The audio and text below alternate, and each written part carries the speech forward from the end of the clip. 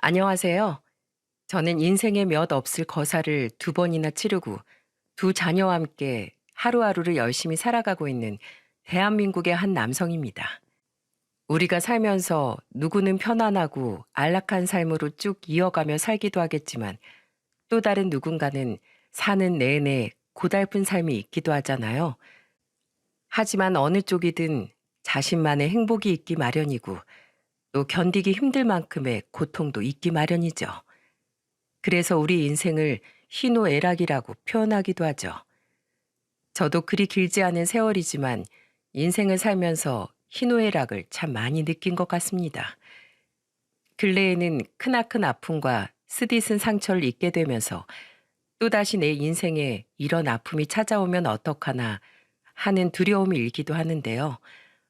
그래도 우리 아이들이 있기에 저는 오늘도 힘을 내서 용기 있게 살아내 보려고 합니다. 그리고 예상하셨을지도 모르겠지만 저에게 이런 큰 아픔을 준 당사자는 다름 아닌 저의 아내예요.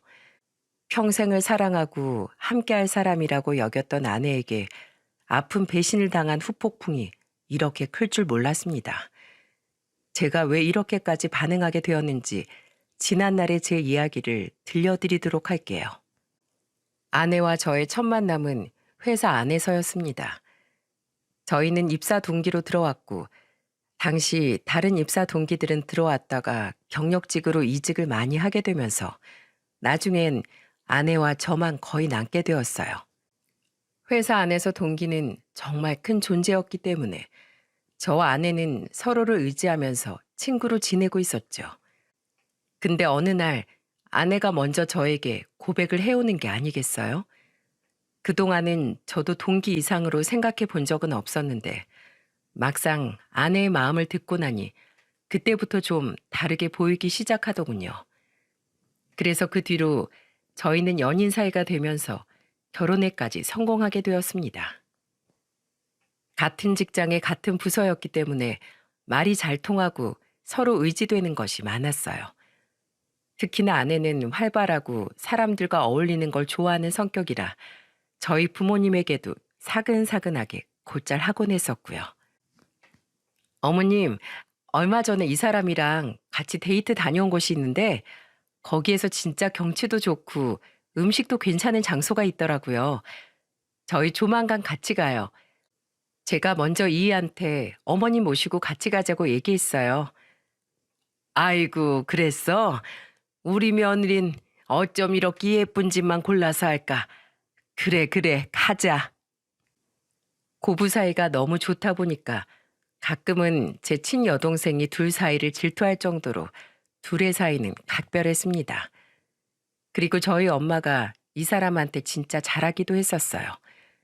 어떤 사람들은 시어머니가 며느리한테 시집살이 시켜서 힘들게 한다는데 제 아내는 저한테도 자기는 정말 시집살이가 뭔지 모르겠다고 말할 정도로 둘의 사이는 각별하고 좋았습니다. 그런 아내였기 때문에 저도 항상 고마움을 가지고 더 잘해주려고 노력했었어요. 또 저도 장인 장모에게 잘하려고 노력을 했고요. 장인어른과 장모님은 다행히 좋으신 분들이어서 저희 가족들은 어느 문제 하나 없이 화목하고 평화롭게 지냈습니다.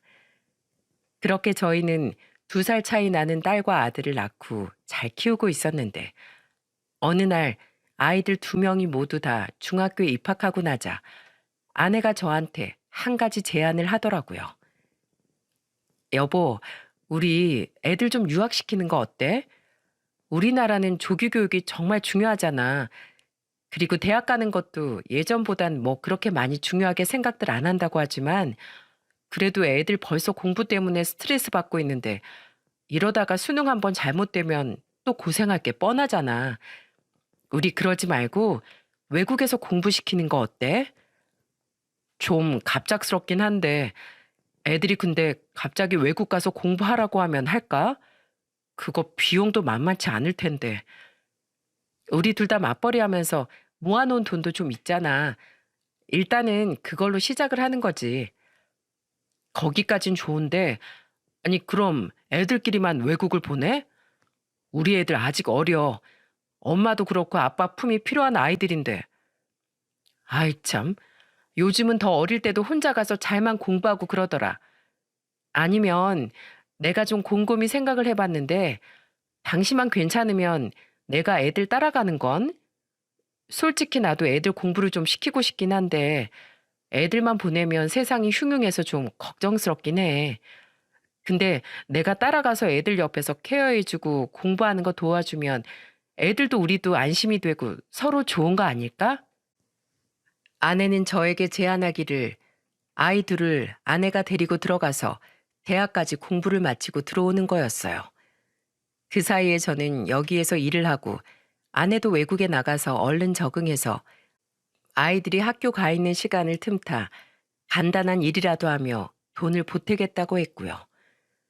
저도 내심 아이들에게 좀 더 넓은 세계를 경험해 봤으면 하는 마음이 있었기 때문에 아내의 의견이 나쁘지 않게 느껴졌어요. 물론 저 혼자서 독수 공방하며 기러기 아빠 신세가 된다는 게 좀 걸리긴 했지만 우리 아이들의 미래를 위해서라면 이 정도쯤은 아무것도 아니라고 생각을 했습니다. 게다가 평소 아이들을 똑부러지게 잘 키운 우리 아내였기 때문에 데리고 가서도 잘할 거라고 생각을 했어요. 하지만 저희 둘만 생각이 같으면 안 되고 모두의 동의가 필요한 일이라는 생각이 들어 아이들에게 먼저 의견을 물었습니다. 근데 저희 애들 둘 다 의외로 너무 좋아하더라고요. 아빠랑 헤어지는 건 조금 아쉽지만 그건 우리가 방학 때 아빠 보러 오면 되잖아요. 아니면 아빠가 우리 보러 오던지. 나 외국에서 공부하고 싶어요. 엄마랑도 같이 가는 거니까 안심도 되고요. 첫째 딸이 좋아하면서 이야기를 하고 그 뒤를 이어 우리 아들도 좋다고 고개를 끄덕이는데 이건 뭐 안 보낼 수가 없더라고요. 그래서 저희는 양가 할머니 할아버지들에게 인사까지 다 시킨 다음에 아이들과 아내를 출국시켰어요. 이때 저희 엄마가 아내의 손을 꼭 잡고 이렇게 이야기를 하더라고요.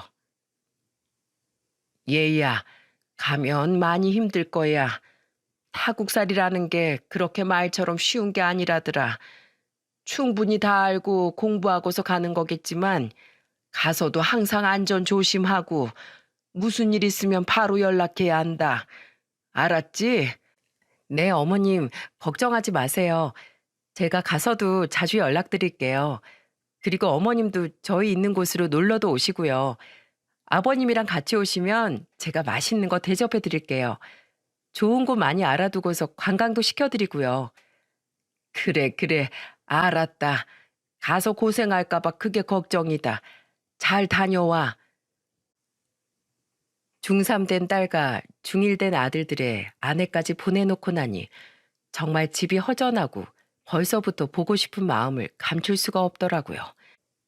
졸지에 기러기 아빠 신세가 되면서 처음으로 가족들과 저도 떨어지게 된 거였는데 그 헛헛한 마음을 감출 길이 없었어요.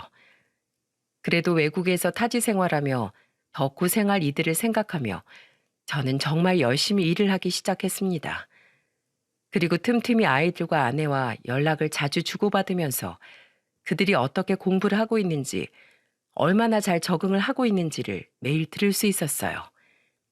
나는 여기에서 고생을 하더라도 그곳에서 아내와 아이들이 행복하다고 하니까 그걸로 다 참아지더군요. 게다가 생각보다 유학 생활에 들어가야 하는 돈들이 많아서 정말 아내와 저와 그동안 맞벌이 하면서 모아놓았던 돈들을 다 썼어서 거의 한 달 벌어서 바로바로 돈을 보내주는 식으로 해야 할 수밖에 없었습니다. 그곳에서 지낼 수 있는 집을 구하고 애들 학교 등록금에 생활비에 들어가는 돈이 정말 많았어요. 그래서 처가에서도 좀 도와주셨지만 저희 부모님과 제 여동생까지 금전적으로 보태준 덕분에 모든 비용을 다 마무리하고 여기에서도 한 달에 한 번씩 생활비를 보내줄 수가 있었죠. 그렇게 한 1년 정도는 통화도 많이 하고 문자나 영상통화로 틈틈이 연락을 주고받으면서 가족으로서 떨어져 있는 아쉬움을 달랠 수 있었죠. 근데 점점 시간이 가면 갈수록 아내의 태도가 이상해지는 걸 느낄 수가 있었습니다. 처음에는 아내는 먼저 전화도 걸어오고 문자도 하면서 곧잘 저를 신경 써주곤 했어요. 여보, 혼자 지내면서 불편한 점은 없어? 내가 반찬 잔뜩 만들어 놓고 왔으니까 그거 얼른 먹어. 우리 남편 내가 해주는 김치찌개 좋아해서 냉동실에 김치찌개도 잔뜩 해다가 얼려놨으니까 그거 녹여서 먹고 내가 애들 때문에 여기 따라오긴 했지만 진짜 당신이 마음에 걸려. 난 걱정하지 마. 내가 뭐 애들도 아니고 나는 혼자서 잘 있을 수 있으니까 당신은 여기 걱정은 하지 말고 애들만 생각하면서 당신도 건강 챙기면서 잘 지내. 그리고 애들 공부하러 나가면 당신도 답답할 테니까 바람이라도 쐬러 다니고. 알았지? 어, 고마워, 여보. 여보가 있어서 진짜 나랑 우리 애들은 이게 무슨 호강이야. 너무너무 행복하다. 정말 고마워. 사랑해. 아내는 저에게 애정 표현도 잘하는 사람이었기에 늘 통화를 마칠 때마다 이런 애교도 빼놓질 않던 사람이었어요. 근데 그게 1년을 못 가더군요. 한 번은 아내와 한참 통화가 안 되던 때가 있었어요. 원래는 못해도 이틀에 한 번씩 혹은 3일에 한 번씩은 통화를 하고 그 사이에 문자라도 주고받았는데 연락이 통 안 되는 거예요. 그래서 너무 걱정이 돼서 제가 다시 전화를 걸었죠. 무슨 일이라도 났나 싶어서 애들한테도 전화를 했는데 애들도 전화가 안 되기에 저는 정말 속이 타서 죽는 줄 알았습니다. 그리고 전화를 한 수십 통은 했던 것 같아요. 이대로 연락이 계속 안 되면 제가 직접 찾아가기까지 해야겠다는 생각을 할 만큼 걱정이 앞서더라고요. 근데 정말 그 걱정들을 전부 다 무색하게 만들 정도로 절 허무하게 만들던 거 있죠? 저는 딱 한 번 여기에서 연락을 안 받으면 바로 비행기 표를 끊을 생각으로 전화를 했습니다. 근데 그제서야 전화를 받더니 하는 말이 정말 가관이더라고요.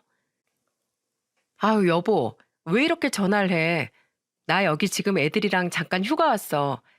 애들 학교가 며칠 쉬게 돼가지고 애들 데리고 나왔는데 방해되게 왜 이렇게 전화를 해? 뭐라고? 아니, 휴가를 갔으면 갔다고 말이라도 해줬어야지. 갑자기 애들도 당신도 연락이 안 되는데 내가 걱정이 안 되겠어? 얼마나 내가 걱정했는지 알아? 하마터면 나 비행기까지 탈 뻔했다고. 당신도 참, 아니, 우리한테 무슨 일이 생긴다고 그래. 애들도 아예 핸드폰도 잃어버릴까봐 집에다가 폰 두고 오라고 했고, 나도 핸드폰 주머니에다가 놓고 돌아다니느라 전화 오는 줄도 몰랐어. 그리고 숙소 들어가면 피곤해서 그냥 퍼져 자느라 전화할 생각도 못했고. 하여튼 무슨 걱정이 그렇게 많아. 걱정 붙들어 매. 우리 잘 지내고 있으니까. 전화 없으면 없는 대로 그냥 잘 지내는 걸로 알면 되지. 뭐 이렇게까지 화를 내. 아내의 적반하장 태도에 저는 정말 화가 많이 났습니다.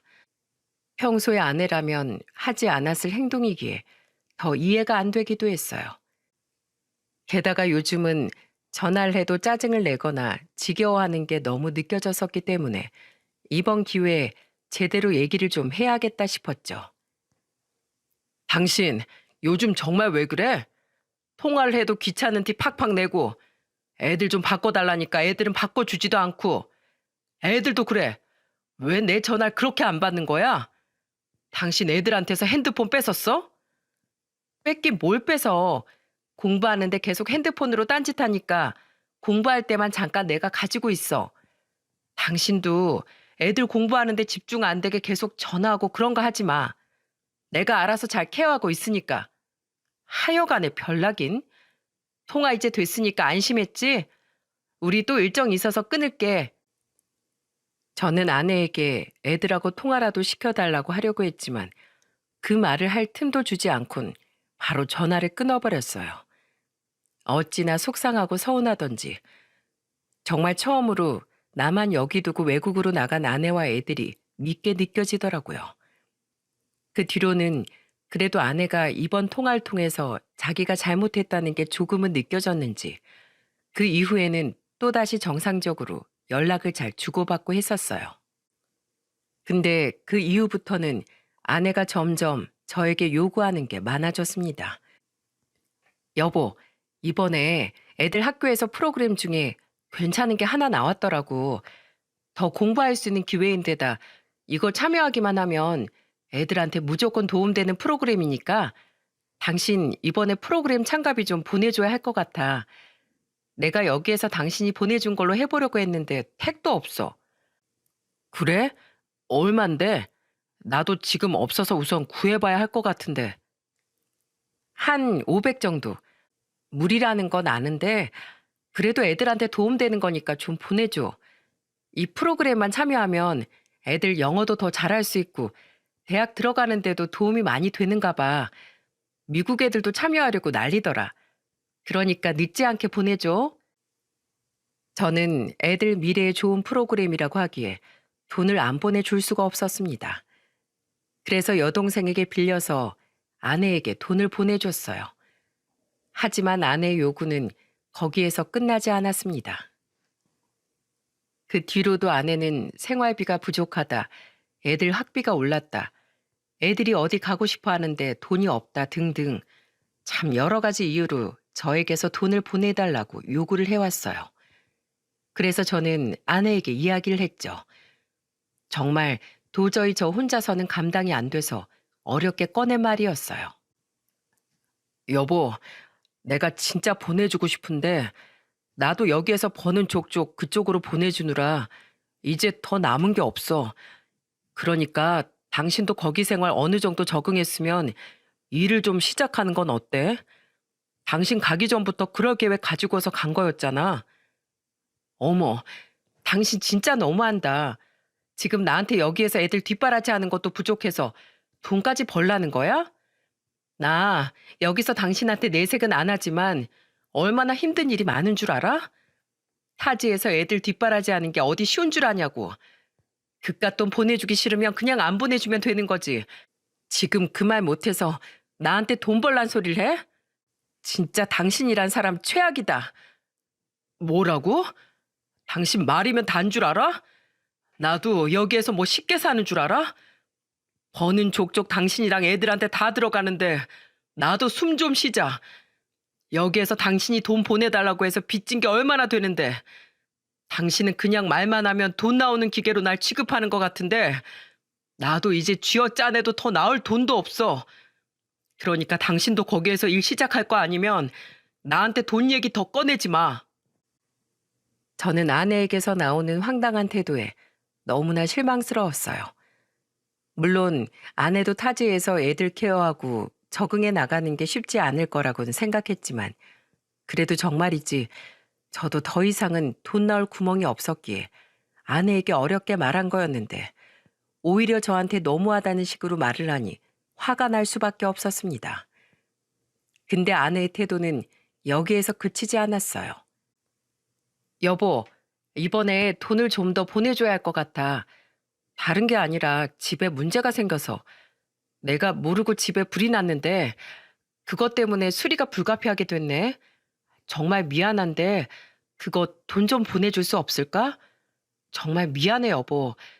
저번에 우리 돈 때문에 싸워서 내가 웬만하면 당신한테 돈 얘기 안 하려고 했는데 이번 거는 정말로 내가 얘기를 안 할 수가 없어. 미안해. 저는 아내의 말에 정말 머리가 지끈거리는 걸 느낄 수 있었습니다. 하지만 집은 고쳐 했기에 저는 결국 저희 집을 담보로 해서 대출을 받아 돈을 보내줄 수밖에 없었어요. 3천만 원이라는 거금을 들여서 보내주었죠. 당신 이제 제발 거기에서는 더 사고 치지 마. 어쩔 수 없는 일이었다곤 하지만 이젠 정말로 더 돈이 나올 구석이 없어. 그러니까 항상 조심해. 정말 하루하루가 빚에 시달리고 아이들을 위해서 하는 일이라곤 하지만 제가 너무나 축나는 것 같아 중간에는 다시 돌아오라고 하고 싶은 마음이 굴뚝 같았습니다. 근데 아이들과 한 번씩 통화를 하면 아이들의 즐거워하는 표정에 차마 다시 들어오란 말은 못하겠더라고요.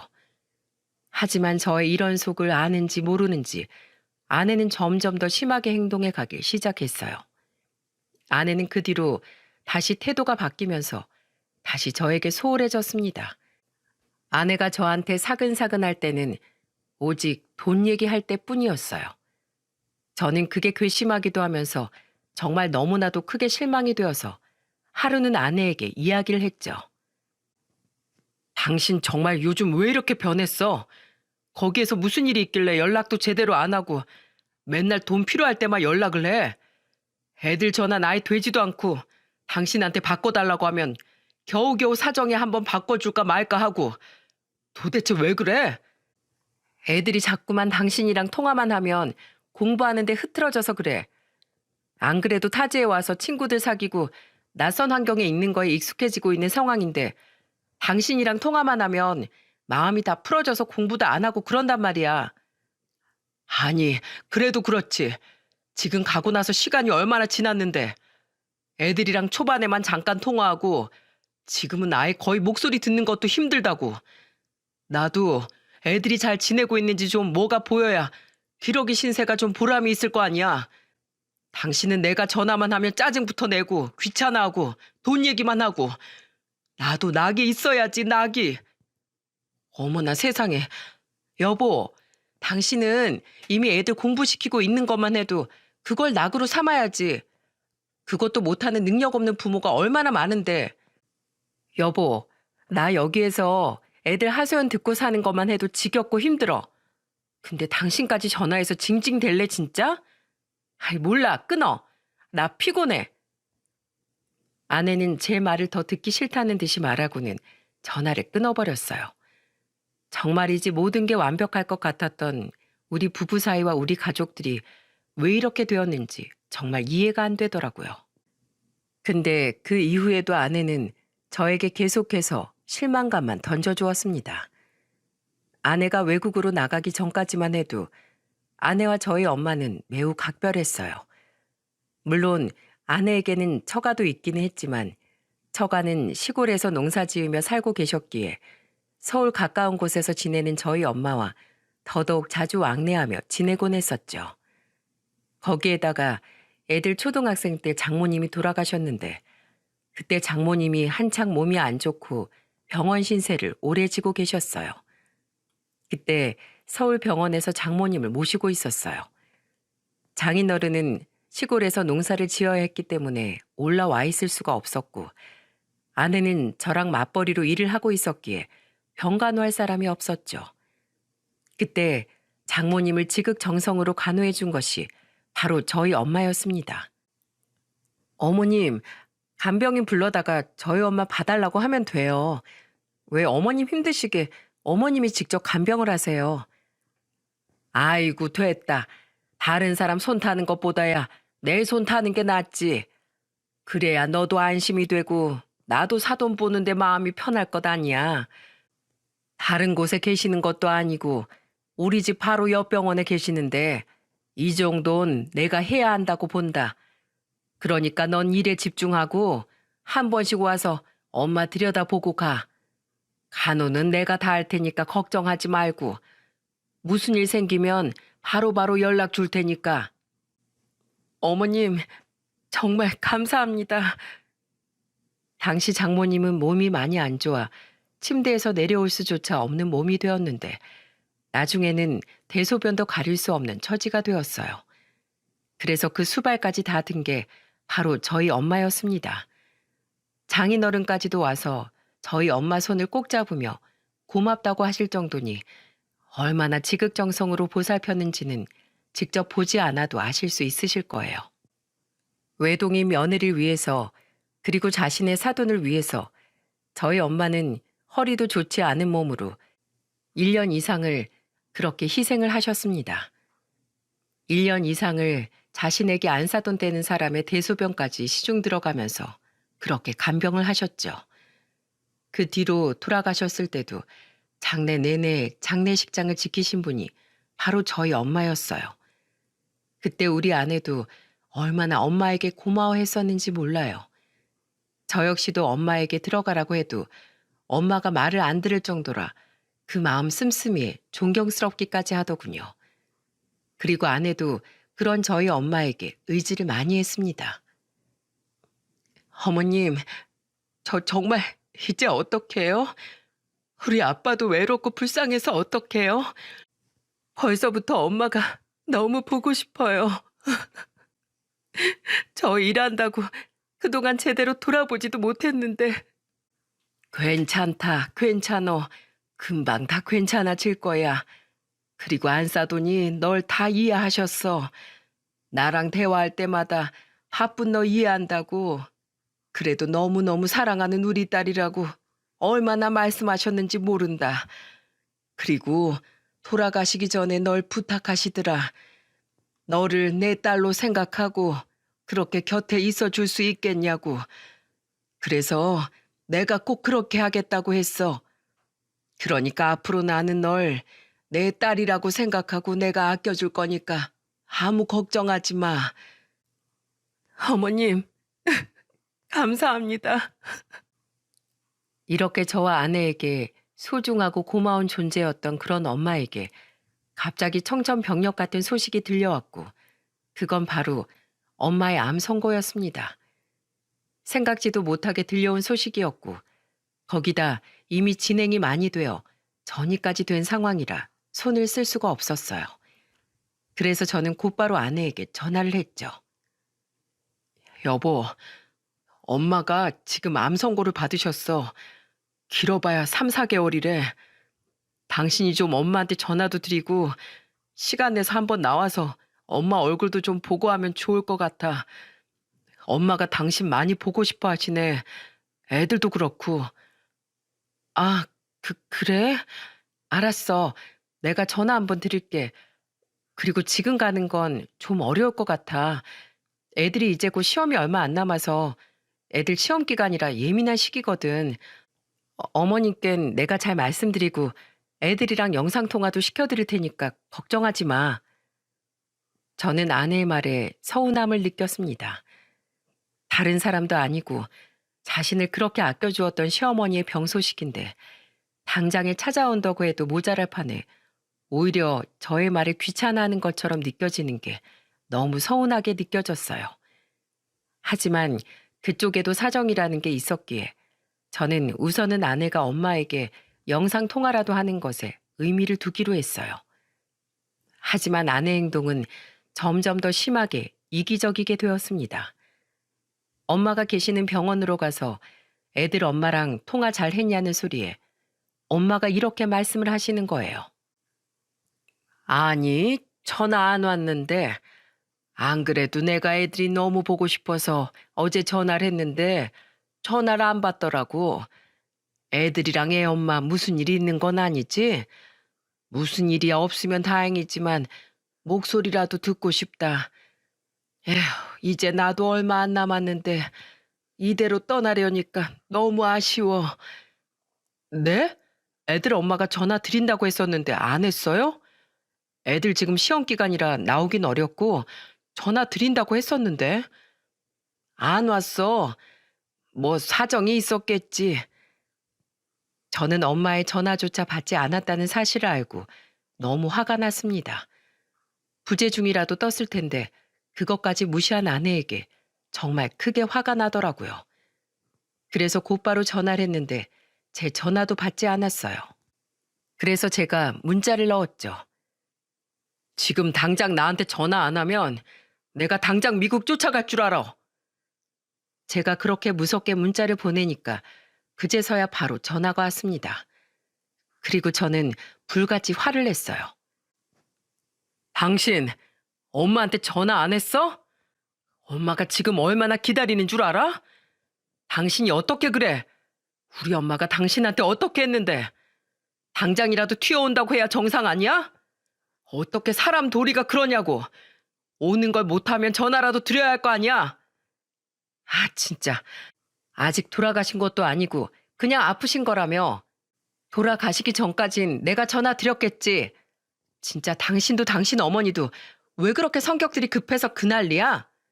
사람이 바쁘면 전화 못할 수도 있는 거 아니야? 나도 바쁘다고.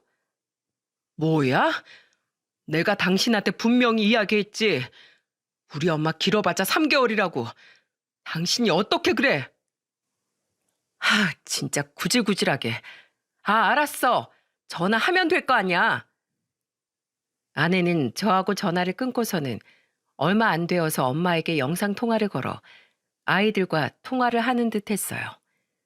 저는 너무 어이가 없고 허무해서 그 꼴도 보고 싶지가 않더라고요.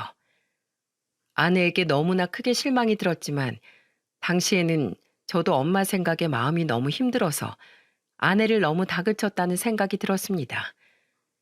며칠도 못 기다리고 역정을 낸 저의 탓도 있다라는 생각이 들었거든요. 하지만 그 뒤로는 정말로 아내를 용서할 수가 없었습니다. 그 뒤로 몇 개월 뒤에 엄마는 정말로 얼마 못 가 임종을 하셨습니다.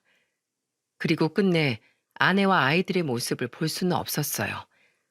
저는 마음이 너무 아프고 슬픈 마음으로 아내에게 전화를 했죠. 여보, 엄마 돌아가셨어. 바로 지금 장례 준비하니까 애들 데리고 얼른 들어와. 돌아가시는 거 못 봤어도 장례는 같이 치러드려야지. 저는 당연히 아내가 오겠다고 대답을 할 줄로 생각하고 전화를 했습니다. 근데 여기에서도 저는 상상을 초월하는 대답에 거의 실성하고 말았어요. 아, 여보, 꼭 가야 하나? 아니, 어차피 돌아가실 거 알고 있었고, 애들도 여기서 지금 겨우 좀 잘 지내고 있는데, 지금 한국 갔다가 오면 애들도 또다시 여기 와서 마음 풀어질 것 같은데, 이미 돌아가신 거 뭐 장래가 큰 의미가 있는 건 아니잖아. 당신이 잘 보내드려. 나도 여기에서 잘 보내드릴 테니까. 뭐라고? 당신 지금 말 다 했어? 당신이 어떻게 그래? 우리 엄마한테 어떻게 그럴 수가 있냐고. 그 노인네가 그렇게 아파하면서도 마지막까지 우리 애들, 당신 얼마나 보고 싶어 하셨는지 알아? 오죽하면 사진을 붙들고 사셨을까? 오죽하면. 영상통화라도 한번 하면 그날은 얼마나 행복해 하셨는지 알아? 당신, 내가 절대 가만 안 둘 줄 알아. 저는 아내가 너무너무 괘씸해서 그날로부터 아내에게 참교육을 시작했습니다. 다른 것도 아니고 저는 집세, 생활비, 애들 학비까지도 싹 다 안 보냈어요. 돈 보내기로 약속된 날짜가 지나자 바로 아내에게는 전화가 왔죠. 여보, 돈 안 들어왔던데 왜 안 보냈어? 빨리 보내. 이제 곧 월세도 내야 되고 지금 애들 생활비도 다 떨어져서 당장 돈 필요하단 말이야. 나 이제 돈 안 보낼 건데 당신 이제 나한테 돈 못 받아. 뭐라고? 아니, 돈을 왜 안 보내? 돈 안 보내면 애들 학비는, 공부는, 여기에서 생활은 어쩌라고? 그거야 당신이 알아서 하는 거지. 그걸 왜 나한테서 찾아? 생각해보니까 내가 당신한테 그 돈 보내줄 이유 없잖아. 난 여기서 죽어라 이래서 돈 보내는데 보람도 없고 덕 보는 것도 없고 생각해보니까 그냥 이용만 당하는 것뿐이더라고. 그래서 안 보내기로 했어. 뭐야? 아니 그럼 애들 공부는 어쩌라고? 애들 유학은? 나 애들 들어오라고 할 건데 애들 거기에서 공부 안 시킬 거야. 당신 말 들어보니까 뭐만 하면 마음 풀어진다, 뭐만 하면 공부 어려워한다 그러는데 그럴 거면 못하러 외국까지 나가서 공부를 해. 그냥 여기 들어와서 제대로 하는 게 낫지. 당신은 그렇게만 알면 돼. 말도 안 돼. 내가 혹시 어머님 장례식에 안 가서 그래? 그래서 그러는 거야? 당신 진짜 쪼잔하게 왜 이래? 그래도 이러면 안 되지. 아무리 내가 미워도 그렇지. 당신은 자격이 없어. 우리 엄마, 당신 입으론 거론도 하지 마. 내가 미국 가서 조만간 직접 애들 데리고 올 거니까 당신은 거기서 딱 기다리고 있어. 그리고 너 두고 봐. 내가 미국 가자마자 너 가만 안 둘 거니까. 저는 먼저 전화를 확 끊어버렸습니다. 정말이지 너무나도 괘씸하고 미워서 목소리도 더 듣고 싶지 않았어요. 그 뒤로 저는 바로 미국행 비행기 표를 끊어서 아내와 애들이 있는 곳으로 갔습니다. 그곳으로 가니 아내와 애들이 기다리고 있었어요. 근데 애들이 제 얼굴을 보자마자 정말 이렇게까지 나를 그리워했나, 보고 싶어 했나 할 정도로 아이들이 다 저에게 달려와 안겨들었어요. 아빠, 너무너무 보고 싶었어요. 제 품에 파고들면서까지 안기는 애들을 저도 꼭 안아주며 이야기를 했습니다. 얘들아, 얼른 짐 싸라. 한국 가자. 아빠랑 한국 가서 공부하자. 나 너네 데리러 온 거야. 아빠랑 한국 갈래? 정말요? 정말 우리 한국 가도 돼요? 우리 지금 한국 가는 거예요? 둘째 아들놈이 얼굴에 화색이 돌면서 저한테 이야기를 하는데 저는 여기에서 뭔가 있구나 싶었습니다. 왜냐하면 그동안에 애들이랑 가끔씩 영상통화를 하면 첫째가 꼭 저한테 뭔가 하고 싶은 말이 있는 것 같은데 우물쭈물 거리다가 못하고 그냥 끊어버린다는 느낌을 종종 받곤 했었거든요. 근데 제가 아무리 물어도 괜찮다고만 하기에 저는 더 물을 수가 없었는데 둘째 아들의 반응에서 무언가 있었다는 느낌이 거의 확신에 가까워졌어요. 그럼 한국 가서 공부하자. 우리가 가족인데 이렇게 떨어져 지내는 것 정말 내가 잘못 생각했던 것 같아. 우리 아들 미국에서 많이 힘들었구나. 한국 가자는 게 그렇게 좋아? 네, 너무너무 좋아요. 저는 오히려 미국에 도착할 때까지 아이들이 한국 가자는 소리에 실망을 하면 어떡하나 걱정을 했었는데 제 예상과는 달리 너무나 좋아하는 모습에 안심이 되었습니다. 그리고 그동안 아내를 통해서도 잘 지내고 있다고 친구들 잘 사귀고 잘 적응했다는 이야기만 들어온 것에 대해 의심이 들기 시작했어요. 그리고 아이들의 반응을 보면서 이 아이들이 결코 잘 지낸 것이 아니라 분명 뒤에서 무슨 일들이 있었을 거라는 생각이 들어 더 아내에 대해 화가 나고 의심스러운 생각이 들더라고요. 저와 아이들이 감격스러운 재회를 마치고 아내에 대해 더 화가 난 상태에 아내가 다짜고짜 저에게 화를 냈습니다.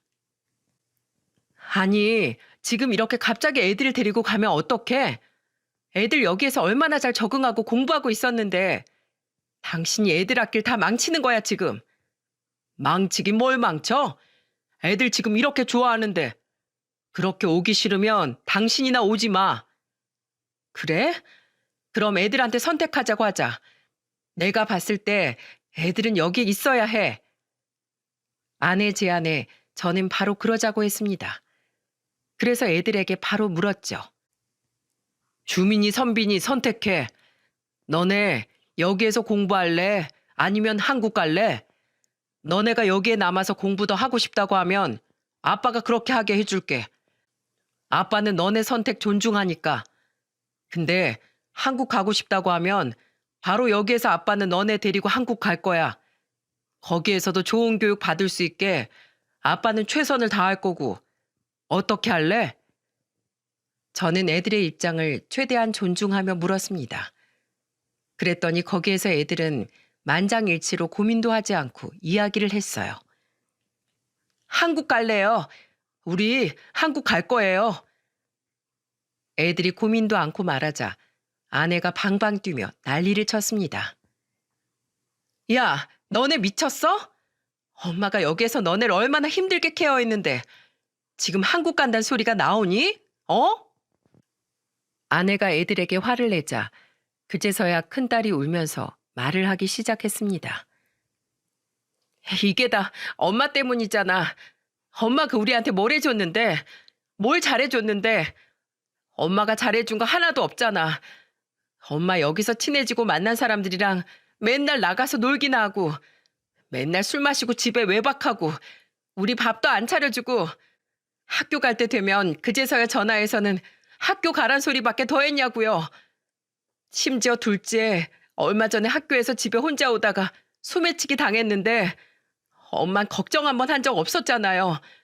그때 얘가 얼마나 무서워했는데 그때도 엄마는 돈 잃어버렸다고 혼내기나 하고 밖에서 술 마시고 집에도 안 들어왔잖아. 나랑 동생이랑 얼마나 외로웠는지 알아?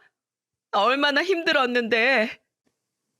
딸은 거의 울부짖으며 말을 했고 딸이 말하는 동안에 제 둘째 아들놈도 옆에서 엉엉 울었습니다.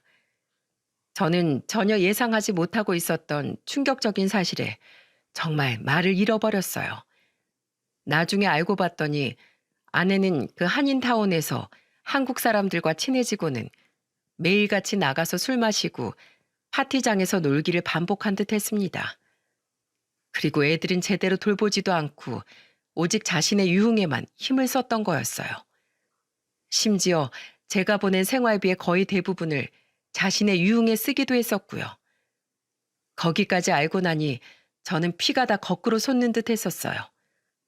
심지어는 아이들과 함께 갔다고 했던 여행도 알고 봤더니 그 사람들이랑 아내 혼자서만 다녀온 거였어요. 그러면서도 저에게는 뻔뻔하게 거짓말을 했던 거였죠. 그런 아내의 모습에 애들은 상처를 많이 받았어요. 저는 아내를 용서할 수가 없었습니다. 당신, 이거 다 진짜야? 당신 애들 방치했어? 그랬던 거였어? 그게 뭐 방치한 거야. 그냥 나도 내 인생 즐긴 거지. 나도 애들 데리고 타지에 왔는데 고생한 거 없을까 봐? 그래서 나도 좀 스트레스 풀고 기분 전환한 거야. 아, 그래서 당신 그 스트레스 푸느라 당신이랑 당신 가족들한테 그 희생을 한 우리 엄마가 아프다고 하는데 죽을 병에 걸리고 아예 하늘나라로 떠나고 장례까지 치룬다는데 그 스트레스 푸느라 안 온 거였어? 하, 참, 할 말이 없다. 할 말이. 그래, 당신 혼자 여기에서 스트레스 풀고 유흥 즐기면서 아주 잘 적응하고 있었네. 그래, 어디 한번 당신 혼자 여기에서 잘 먹고 잘 살아봐. 나는 애들 데리고 갈 거니까. 저는 아내의 말에 기도 안 찼습니다. 저는 할 말도 없고 듣고 싶은 말도 없어서 아내만 홀로 놔두고 저는 애들만 데리고서 한국으로 와버렸어요. 아내는 떠나는 저희들을 보면서 아예 애들 발목까지 잡으며 사정사정했어요. 안 돼, 안 돼, 절대 못 가. 엄마 두고 어딜 가려고. 안 돼, 얘들아, 가지 마. 너네 여기에서 공부해야지 성공할 수 있는 거야. 아직도 모르겠니? 여보, 안 돼. 엄마, 제발 정신 차려. 도대체 왜 이렇게 된 거예요? 엄마 원래 이렇지 않았잖아요. 내가 그렇게 애원했는데 옛날처럼 다시 돌아오라고 우리가 그렇게 부탁을 했는데 이제 우리도 엄마 미워요. 엄마가 우리 버린 거야. 첫째 딸이 울면서 아내에게 말을 한 뒤에 처절하게 애원하는 아내를 두고서 저희는 한국으로 왔습니다. 와서는 저는 곧바로 아내와 이혼을 준비했어요. 저는 아내와 살 이유도 없었고 더 살고 싶지도 않았습니다.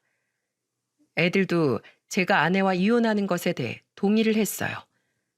왜냐하면 애들이 아내에게 받은 상처가 어마어마했었거든요. 아내는 심지어 그 사이에 다른 남자까지 만나면서 애들에게서 다른 남자와 있는 모습들도 많이 목격을 하게 한 듯 했습니다. 그리고 저한테 틈틈이 말했던 거금들까지도 다 그 남자와 자신이 노는데 써버렸던 거였어요. 그 이야기를 한국에서 내내 아이들이 해주는데 저는 정말이지 억장이 무너지는 듯 했어요. 도대체 거기에서 사람이 왜 그렇게 변하게 된 건지, 왜 아이들과 나한테 이런 몹쓸 상처를 준 건지 이해가 안 되었죠. 근데 그 아내라는 사람은 끝까지 정신을 못 차리더군요. 어떻게 해서 아내도 한국으로 돌아왔는데 아내는 돌아오자마자 이혼장을 내미는 저에게 매달리기 시작했어요. 여보, 내가 정말 미안해. 나 다시는 안 그럴게. 내가 미국 생활에 너무 취해서 그래서 내가 잠시 돌았어. 나 다시 예전 모습으로 돌아올게. 당신 아내로 우리 애들 엄마로 다시 돌아올게. 그러니까 제발 이혼만은 하지 말아줘. 나 혼자 어떻게 살아? 다 필요 없어. 당신 남자까지 만났었다며? 어떻게 우리 애들한테 그런 모습까지 보여줄 수가 있어? 당신은 이제 돌이킬 수 없는 짓을 너무 많이 했어. 잔말 말고 어서 서류에 도장 찍어. 제가 아내에게 단호하게 이혼 이야기를 하니 이번엔 아내가 더 황당한 요구를 하는 거 있죠? 그럼 이혼해 줄 테니까 나한테 1억만 줘. 1억 주면 내가 아무 소리 안 하고 물러나 줄게. 뭐? 1억? 지금 네가 나한테 1억을 달라고 하는 거야? 진짜 당신이 단단히 미쳤구나. 됐어, 꺼져. 난 당신한테 10원짜리 한 장, 아니 1원짜리 한 장도 못 주니까 그냥 꺼져.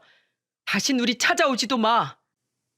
저는 아내를 보면서 정말 어떻게 이렇게까지 사람이 뻔뻔해질 수가 있나 싶어서 마치 짐승을 보는 듯 했어요.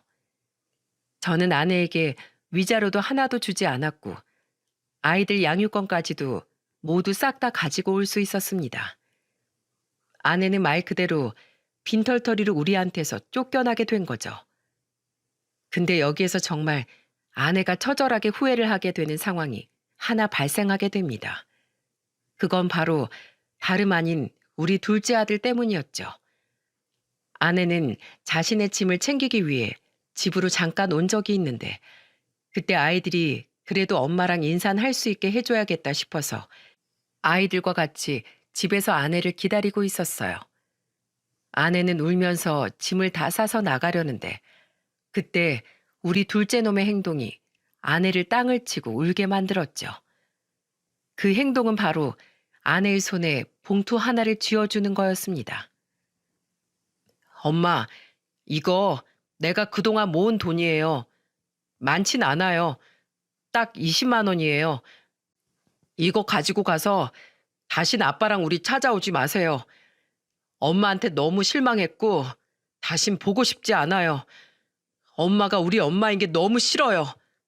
안녕히 가세요.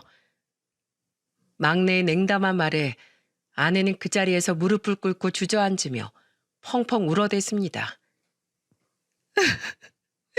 미안하다. 미안해, 애들아. 엄마가 미쳤었나 봐. 엄마가 정신이 나갔었어. 너네들한테 정말 미안하다.